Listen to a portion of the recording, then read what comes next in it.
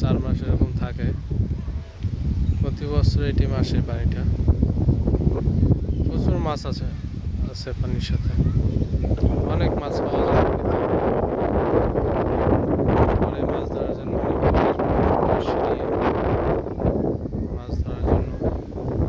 এই যে দেখা যায় একটা ঘরের মধ্যে, এখানে সবাই মাছ ধরার জন্য বসে। চাইলে আপনারা আসতে পারেন। এটা হলো সাভার হেমায়তপুর মধুরচর, অনেক সুন্দর জায়গা। দেখেন, ঠিক যেন গ্রামের মতো পরিবেশ, অনেক সুন্দর।